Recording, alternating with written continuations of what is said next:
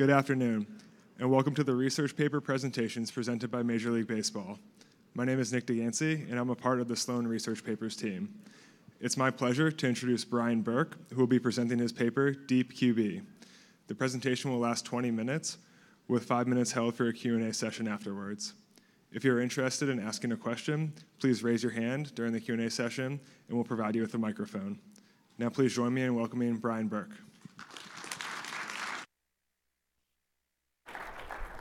Thank you very much. All right, we're going to talk about a project called DeepQB. All right, the quarterback position is arguably the most important position in all of team sports. All right, his team's fortunes largely rise and fall on his individual performance. But quarterback performance is very hard to project. Right, it's notoriously difficult and expensive for many teams. And I think it might be that way because it's so mental, it's cognitive. Unlike many other positions, it's uniquely psychological. Quarterback has to make decisions quickly under uncertainty and extreme duress, and sometimes even in extreme physical danger. It reminded me of my old job. The required skills were very similar. I used to be a fighter pilot in the Navy, and when I was an instructor pilot, I often wondered why some students had what it took and some didn't. They all went to the same colleges, they had equal physical attributes, they were just as smart, they passed all the same tests, but some seemed to have it and some didn't. So there's an obvious overlap there. You can see why I was intrigued by quarterback decision making. So that's why I set out to examine just that. The problem is, when I was a fighter pilot, I might have had 3 seconds to find that bandit, but the quarterback only gets 2.5. With the advent of player tracking data, it's now possible to do things like measure, quantify, and assess quarterback decision making. But like many of you, you're probably frustrated with the way these player tracking information was applied. We would get maximum speeds and total distance traveled on a play. It was basically a fancy radar gun. So I set out to do something different. So about 1.5 years ago, I started to develop DeepQB. All right, so what is it? It's a deep learning application to the NFL's next-gen stats player tracking data. It uses a deep learning approach to quantify quarterback decision making and performance, isolated from the rest of his teammates and from his opponents. It does 3 things. It predicts the target probability, right? Which of his 5 eligible receivers will the quarterback choose to throw to? It estimates the yardage gained on each play in 2 different ways, which I'll talk about in a minute. And it predicts the pass outcome, right? Complete, incomplete, or intercepted. The image here on the right illustrates how DeepQB would perceive a pass play. So it looks at not only positions, but velocities, accelerations, and even shoulder orientation, as well as all the relative positions, velocities, directions. So in this case, the quarterback is selected receiver number 5 and gets an expected gain of, say, 14 yards.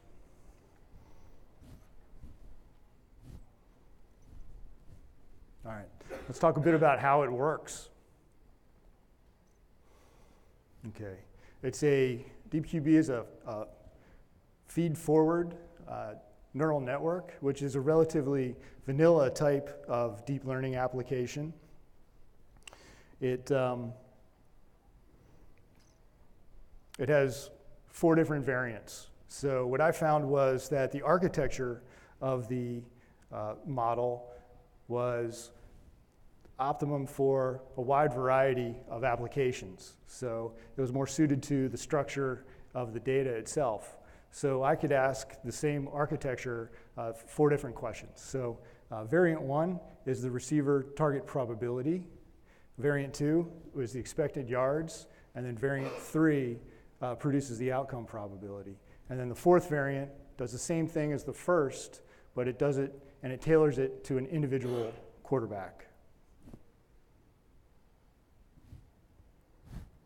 All right, let's talk about the data. Overall, we had more than 45,000 targeted passes. So this is only on targeted passes since we want to know who the quarterback chooses to throw to. The data was partitioned into a training, validation, and test set. Came from the 2016 through 2018 seasons and up to the week 12 of 2018, which is around Thanksgiving. So all the results I'm going to present are from the test set, which is 2018 through week 12.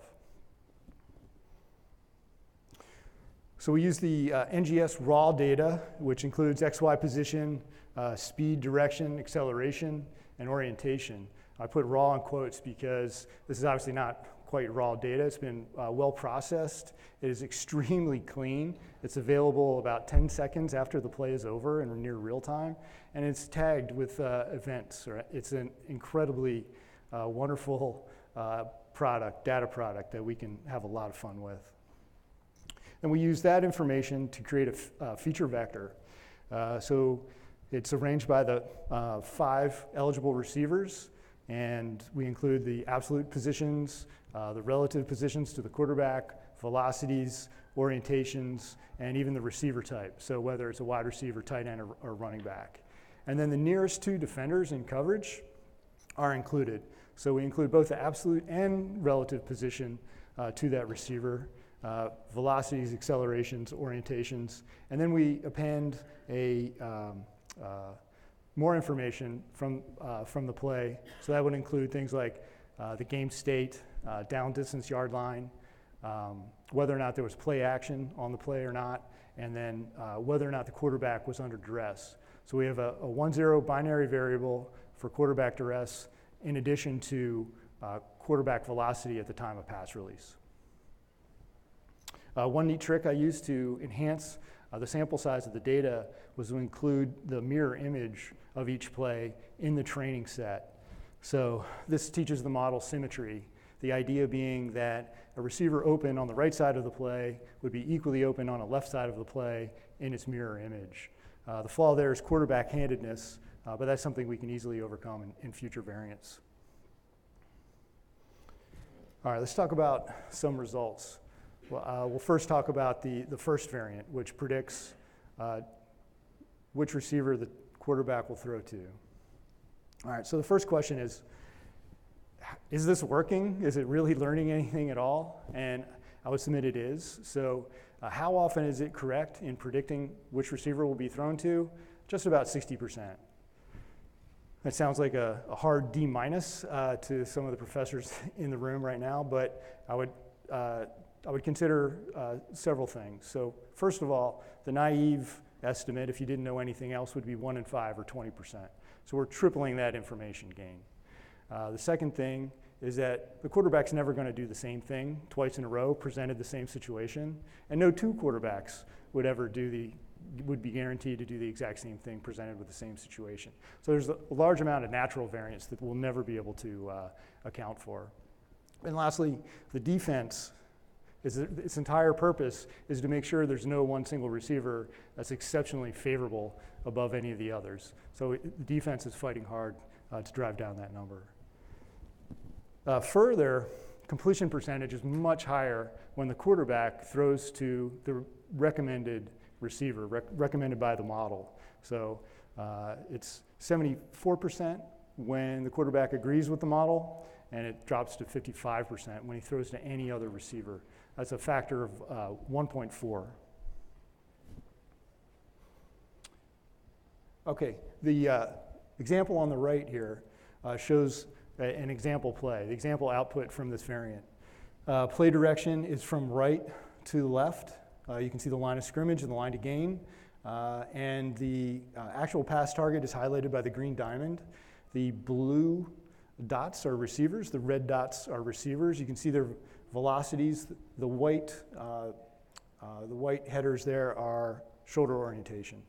The probabilities here next to each receiver are the output of this model. This is the model's assessment of who would likely be thrown to by the quarterback here, who's the black dot. This is a really easy example for both the quarterback and for the model that sees a receiver that's relatively wide open, crossing the line to gain, and DeepQB gives him an 80% chance of being targeted.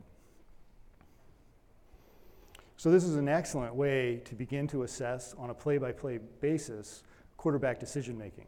So this is an example where maybe the quarterback didn't make the right decision. He throws to the receiver here behind the line of scrimmage, highlighted by the green diamond. DeepQB only gives him a 15% recommendation, but there's a receiver here that's coming open. So the route combination has worked, but the quarterback possibly made a bad read and probably should have thrown to that receiver coming open behind the defender there.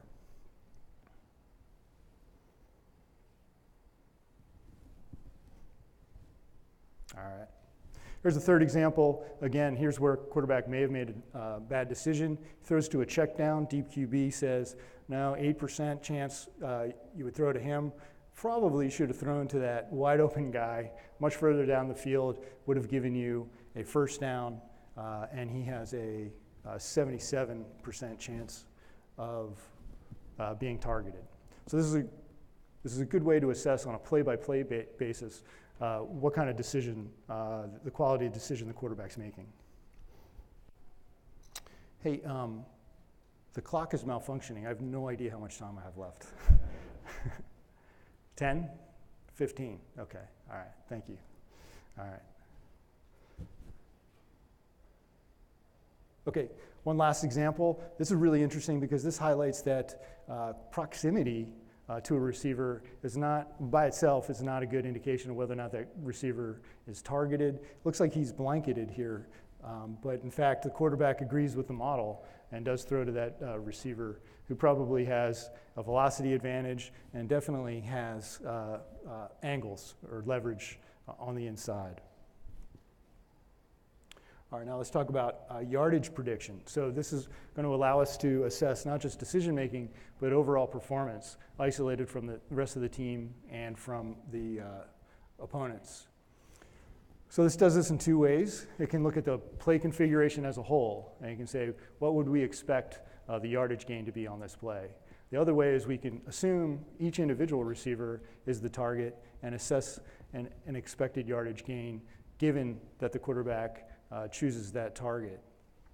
So this allows us to assess performance by comparing what actually happened, the observed production of the quarterback, with the predicted estimates. And then we can credit that amount above or below expected to the quarterback's performance. So for example, this is 2018, the top 5 and bottom 5 quarterbacks in terms of yards per attempt above expectation or below expectation. So for example, Jared Goff would have been expected by the model to have a 7.8 yard per attempt average. He actually had 9.9 on targeted passes.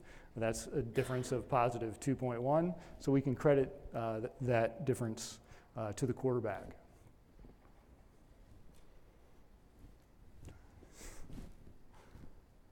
One more try. All right.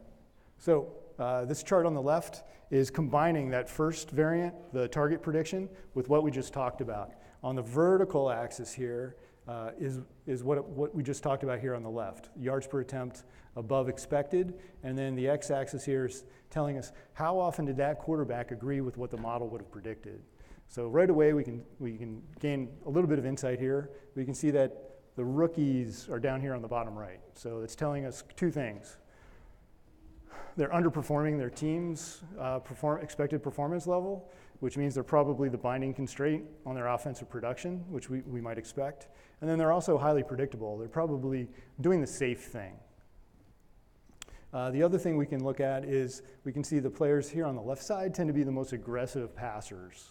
Right? We've got Aaron Rodgers, Ben Roethlisberger, Ryan Fitzmagic there at the top left. The last thing I'll point out, which I was not expecting, was that there's a slight negative correlation. What I expected to see would be that there would be a solid positive correlation between how well the quarterback matches what the model recommends and overall production by the quarterback but it turns out it's slightly negative. And I think what's going on is there's a severe selection bias, right? What we'd love to do is be able to say, hey, do what Aaron Rodgers would have done. Just if in every case, in every play, what would Aaron Rodgers do? Just do that. But the problem with asking, say, any other quarterback to do that is he may not have the physical attributes necessary to be like Aaron Rodgers. So I think that's what's going on. All right, let's talk about outcome prediction. Talk about how those results looked. One way we can assess how well the model's working is just partition things into how things actually happened and see how the model behaved. So for actual complete passes, we've got average predicted completion probability of 79%. For actual incomplete passes, that drops to 56%. Now keep in mind that may sound very high, but these are for targeted passes only. Interception rate as well goes up, but you'll also notice that those are relatively low. So I think that's due to the fact that for a couple things. First thing I'll mention right now is quarterbacks, given a situation that's very precarious that would lead to an interception, he may target a receiver, but he's really just kind of throwing at his feet, and so it can't be intercepted. The chart on the right is the calibration chart for the completion probability. You can see it's fairly well calibrated.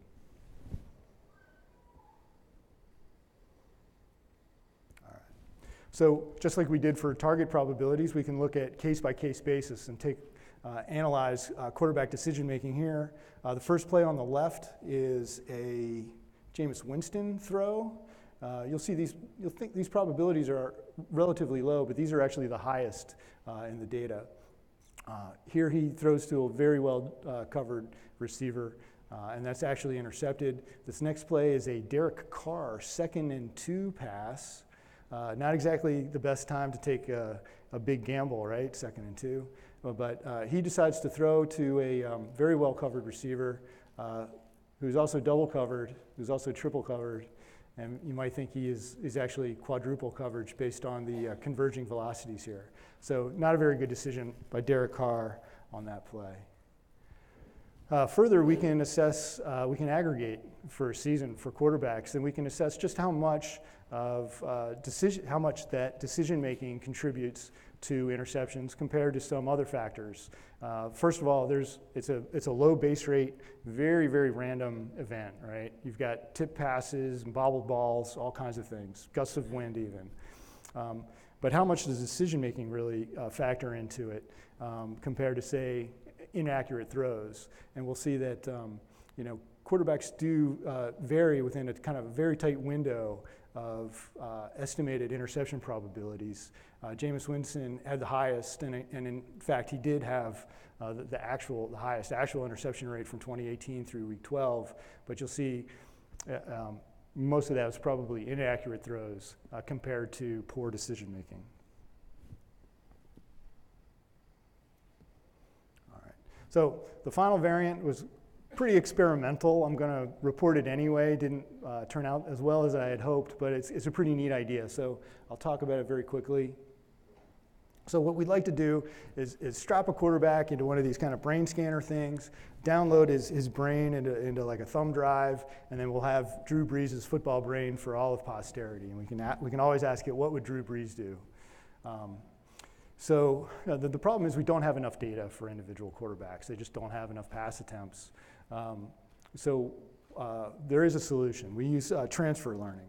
So what we would do is train all the layers using the full data set. So that's all the quarterbacks and all their passes, train it just like normal. Then what we would do is freeze the base layers so they can no longer change. And then we retrain the model based on just that specific quarterback. And so what that's doing is allowing us to cheat. We're using all the data, but then we're tailoring it to specific quarterbacks. Now this is analogous to the way maybe a human brain would really work, right? We all share a common intuitive sense of physics, right? We're all pretty good we can all drive a car fairly well and not kill each other, right? That's because we understand spaces and distances and objects and everything very well. So that's analogous to the common base layers, right? The lower levels. But we have very different executive decision-making abilities. Like my my teenage kids who just got their driver's license, they don't share the same executive decision-making capabilities. Perhaps their fighter pilot father does. So how did this work out? Not as well as I had hoped. Luckily, Drew Brees was the most similar quarterback to Drew Brees, but you'll see some of the best performing quarterbacks were the least similar, and some of the poorest performing quarterbacks were the most similar. These are the top 5 and least 5 similar quarterbacks in terms of their decisions, targeting decisions. And I think I know the answer. That's because Drew Brees throws to his running backs quite a bit, but I think that's by design. He has some excellent pass-catching running backs, whereas some of the other quarterbacks on that list are throwing to running backs as a last resort. So, thanks to the player tracking data, we can now do something we can never do before. We can analyze quarterback decisions. We can do it in near real time. We can do it on a scope and scale that we never thought possible. We can isolate quarterback performance to a very large extent from the rest of his team. We can from his receivers and from his scheme, and we can actually do these things in reverse, where we could aggregate by receiving core, or we can aggregate by secondaries and actually assess their performance in isolation as well. All right, before I finish, special acknowledgement to Hank Gargiulo, who handled all the data for this project. Also, I'd like to thank Ben Alamar, Jeff Bennett, and Allison Laux, who made this possible. Thank you very much.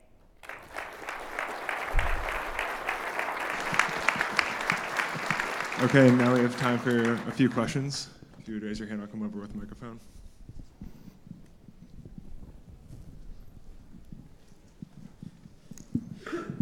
So have you sat down with any of these quarterbacks and reviewed this? No. Do you have any plans to do that? No.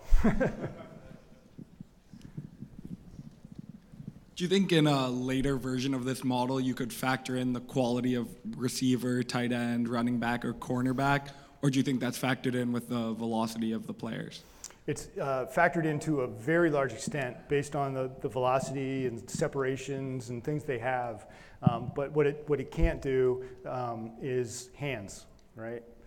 So receivers do have different abilities where that goes. Taller receivers, also we have no vertical information.